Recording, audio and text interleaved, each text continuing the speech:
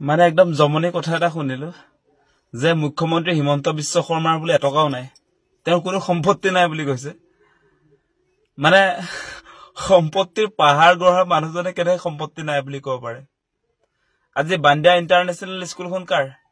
আপোনাৰ শ্ৰীমতীয়ে দেখোন উদ্বোধনী ভাষণত কৈ দিলে এখন বোলে আপোনাৰ হয় আজি নিউজ লাইভটো কাৰ হয় আজি আপোনাৰ কাঞ্চনজুৰি চাহ বাগিচাটো কাৰ হয় আজি চানমাৰী চাহ বাগিচা কাৰ হয় আজি গুৱাহাটীৰ যে আপোনাৰ 4-5 ঠাইত যে মাটি আছে আপোনাৰ এইটো আপোনাৰ খ্ৰীষ্টান বস্তি মাটিটো কাৰ আজি গণেশগুৰিৰ মাটিটো কাৰ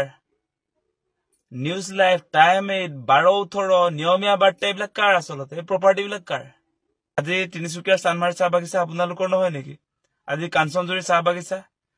আজি নৰ্থ ইষ্টৰ আটাইতকৈ ডাঙৰ ৰিজৰ্টটো ভানিৰ গ্ৰীণ ৰিজৰ্ট য'ত সাধাৰণ মানুহৰ এন্ট্ৰি নাই সেইবিলাক আপোনাৰ প্ৰপাৰ্টি নহয় আজি উত্তৰ গুৱাহাটীৰ আপোনাৰ বান্দিয়া ইন্টাৰনেশ্যনেল স্কুলখন আপোনাৰ প্ৰপাৰ্টি নহয়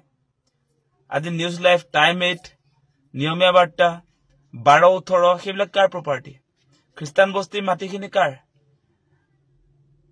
আপোনাৰ জুৰদৰ মাটিখিনি কাৰ গণেশগুৰিৰ মাটিখিনি কাৰ উজান বজাৰৰ মাটিখিনি কাৰ নগাঁও দাৰিগজুৰ 100 বিঘা মাটিটো কাৰ আৰু কিমান যে প্ৰপাৰ্টি আছে আপোনাৰ তাৰ পাছত আজি কি মানুহক বুৰ্বক বনাবলৈ আহিছে আপোনাৰ প্ৰপাৰ্টি নাই মানে আপুনি নাভাবিব দেই অসমৰ মানুহ বুৰ্বক বুলি নাভাবিব